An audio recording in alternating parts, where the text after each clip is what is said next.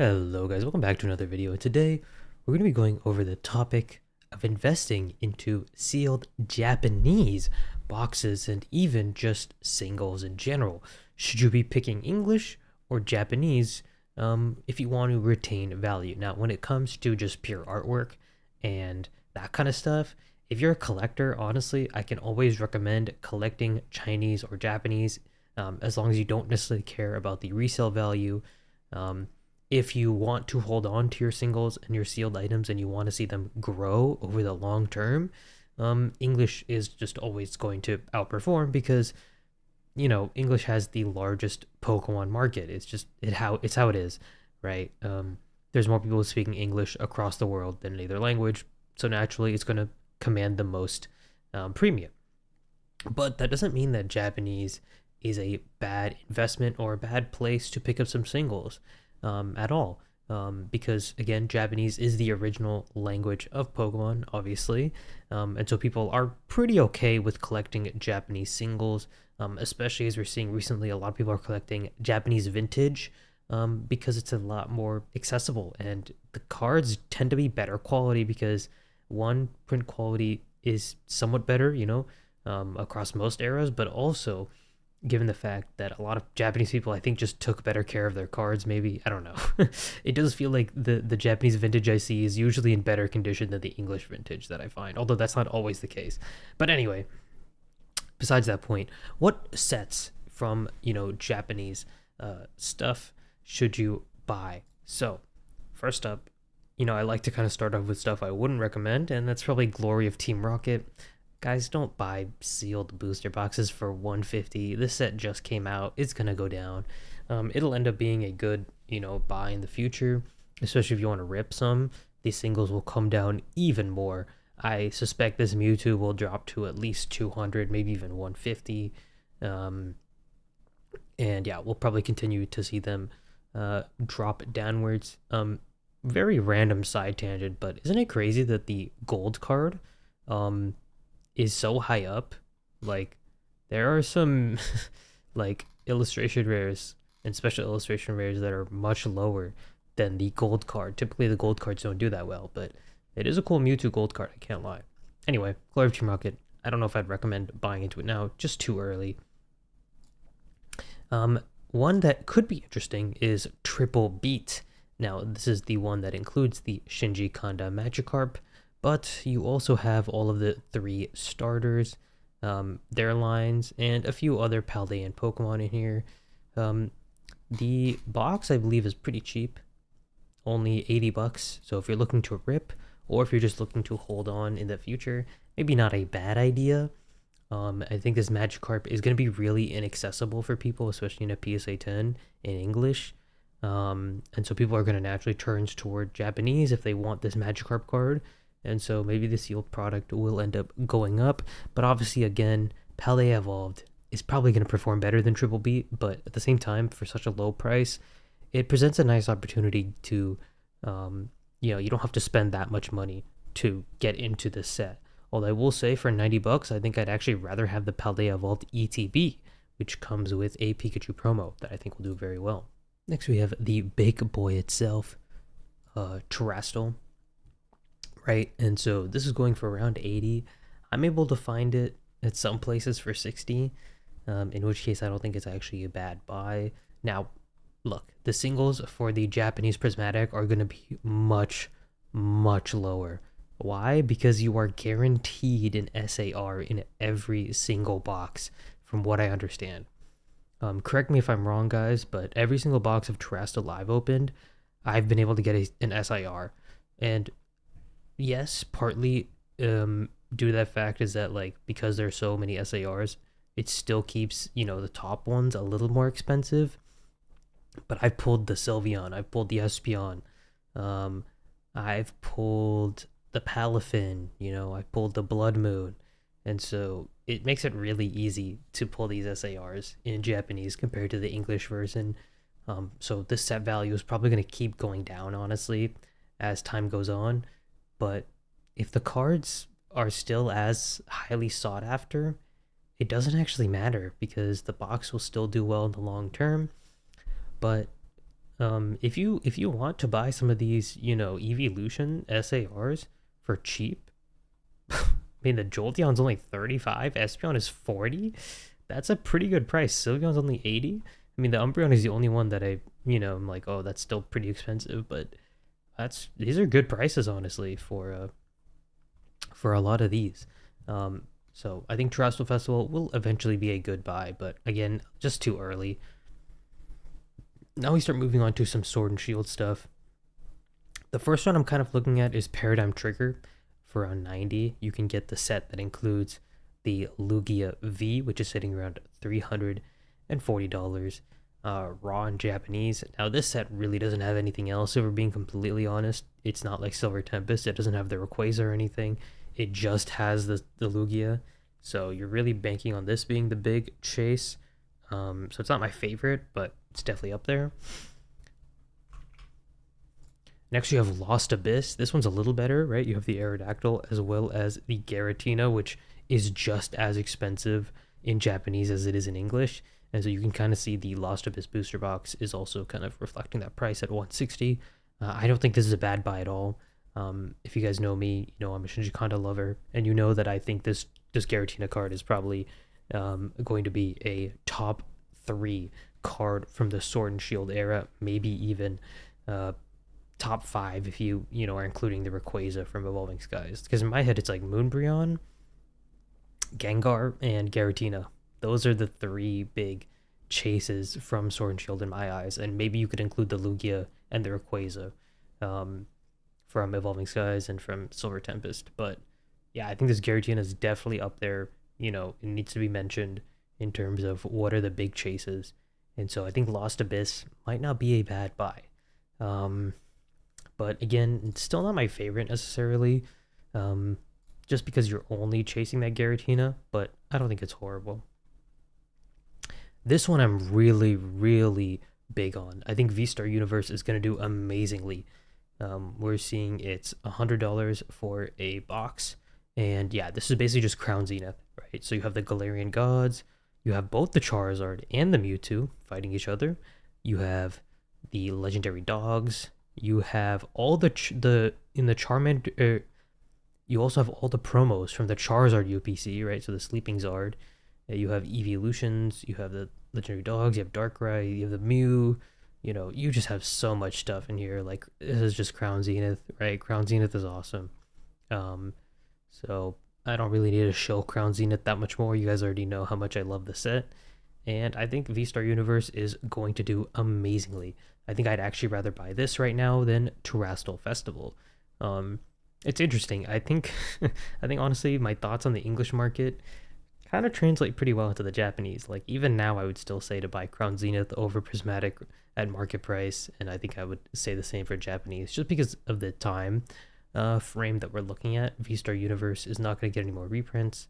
It's an amazing set, and yeah, I think it'll continue to do really well in the future. I think these Galarian Gods are going to be very, very expensive in the future, and the texture in Japanese, ooh, it's beautiful. If you guys haven't seen the Japanese versions of these, I have all 4 of them. They look amazing. So cool. Next, we have Eevee Heroes. Umbreon VMAX, almost the same price as the English one raw. In fact, the texture on this looks stunning. It is stunning. So good. And here you literally have every single evolution, because you're also including the promos that are in the Vaporeon, Flareon, and Jolteon VMAX collection boxes. These are now also in Eevee Heroes, so you have every single evolution in here. And so you can see the booster box are going for around $500. I think this is actually still pretty undervalued. I don't think this is a bad pickup at all for such a high set value. The fact that you could pull a Moonbreon, that's kind of insane to me. And I think once Evolving Skies kind of gets out of reach, which it already is out of reach for a lot of people, they're going to turn to the Japanese version, because the texturing is so good. The art is just as good. And let's be honest, people are buying the Moonbreon for the art. It's not just to read it. Like, if you're spending like over $1,000 on a card, I think yeah, you want to be able to read it, but at the same time, you're not going to use it to play. You're not using it for the ability. You're using it as a collector's piece. Like it's art, right? So I think Eevee Heroes is um, pretty solid buy. Now let's start moving on to some of the Sun and Moon sets because these still have not moved up a ton, whereas their English counterparts are reaching some insane heights, right? So Double Blaze, this is the Charizard and Reshiram set. So you have Reshiram and Charizard, Marshadow and Machamp tag team, and a few other like not as well known tag teams. Currently going for around 250 for a Double Blaze booster box. Not bad, not my favorite. Sky Legend. So this one is the 3 legendary birds. So this is where the glass stained bird promo actually comes from. It's in this set in Japanese. Now this one I'm not so certain about. Like you also have the Jesse and James, but yeah, I don't know how I feel about this set. Just because like this is the big chase card and it's so readily available in English that I would probably pass on this one, being honest. It's a good card, don't get me wrong, but if it's so abundant in English, why are people going to want to rip it in Japanese? You know what I mean? Knight Unison, this one is still really good. I actually think this Greninja and Zoroark is pretty underrated. I kind of want to pick this up. I like this card. Gardevoir and Sylveon, beautiful tag team, super super good. 280 a box, not bad at all. Not bad at all. Could be a decent pickup. Miracle Twin. Now, this is where the Mew and Mewtwo promo comes from. In English, the tag team promo. We've already seen this promo skyrocket to $200 in English. And it looks like the booster box is also at 380, so not bad at all. You also have Misty's Favor. I'm surprised this is not more expensive because Japanese people tend to love trainer cards like this. But you also have a Psyduck and Slowpoke and a Sableye and Tyranitar tag team. So again, more cool tag teams in here. Really fun trainers like this blue, or I think he's green actually in Japanese. But anyway, Miracle Twin, not a bad pickup either. But come on, guys, we're gonna talk about Sun and Moon. There's one set above all of them. It's gonna be Tag Bolt, right? You have the Latias, you have the Pikachu Zekrom, you have the Gengar, Mimikyu, and you have the Magikarp and Wailord. Not to mention the fact that you have another Gengar and Mimikyu, and you have a Sabrina Suggestion, right? Like this set is stacked, and you got Celebi and Venusaur. Just absolutely insane set. And the booster box is around $1,200, and we can see the total set value is around 3K. And a lot of that heavy lifting is definitely due to the Latios GX.